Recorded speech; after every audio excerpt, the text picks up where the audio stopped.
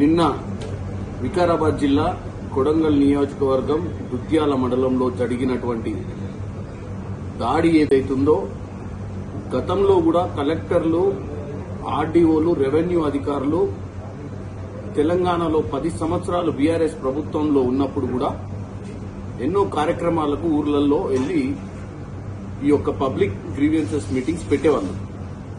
కానీ నిన్న జరిగినటువంటి ఇన్సిడెంట్ చాలా దారుణం.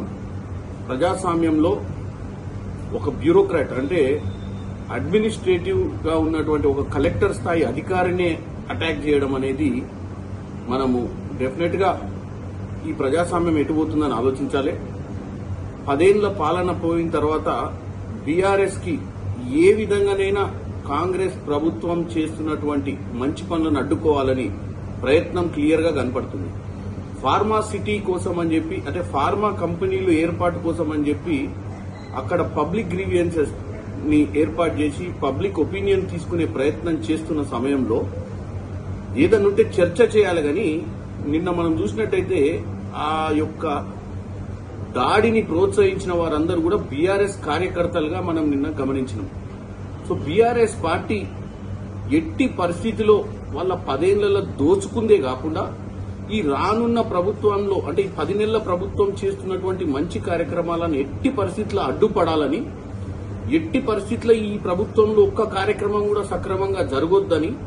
ఎందుకంటే గతంలో ఎన్నో ప్రభుత్వాలు ఒక తెలంగాణలోనే కాకుండా భారతదేశ వ్యాప్తంగా కూడా అన్ని ప్రభుత్వాలు కూడా ఇండస్ట్రీలను తీసుకురావడానికి గాని, భూసేకరణ చేయడానికి గాని ఇలాంటి కార్యక్రమాలు చేపట్టినప్పుడు ఇటువంటి పరిస్థితులు ఎప్పుడు ఎదుర్కొనలే. మరి ఈ రోజు ఇటువంటి పరిస్థితి ఎదుర్కొనాల్సిన పరిస్థితి వచ్చింది అంటే దీని వెనక కుట్ర ఉంది. బీఆర్ఎస్ పార్టీ వైఖరిని తెలంగాణ ప్రజలు గమనించాలి.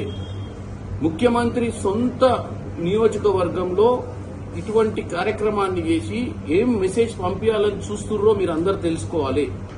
ఎందుకంటే 10 ఏళ్లలో నీళ్లు, నిధులు, నియామకాల నినాదంతో తెచ్చుకున్న తెలంగాణను తుంగలకు దొక్కడమే కాకుండా ఈ రోజు అన్ని చేసి ఒక ఎంప్లాయ్మెంట్ క్రియేట్ చేయాలి, నిధులతో పాటు విధులు అంటే ఉద్యోగాలు అన్ని కూడా క్రియేట్ చేయాలన్న ఒక ఆలోచనతో ముఖ్యమంత్రి ముందుకు పోతుంటే ఎంతో డబ్బు ఖర్చు పెట్టి కొడంగల్ నియోజకవర్గం ఆయనను ముఖ్యమంత్రి చేయడానికి 3 సార్లు అక్కడి నుంచి ఎమ్మెల్యే గెలిపించినటువంటి కొడంగల్ నియోజకవర్గం సేవ చేయాలనుకుంటే ఒక 10 మందిని రెచ్చగొట్టి అక్కడికి పోయిన అధికారులను అటాక్ చేయడానికి చూస్తుంటే ప్రజాస్వామ్యం ఎటుపోతుందో అర్థం చేసుకోవాలి.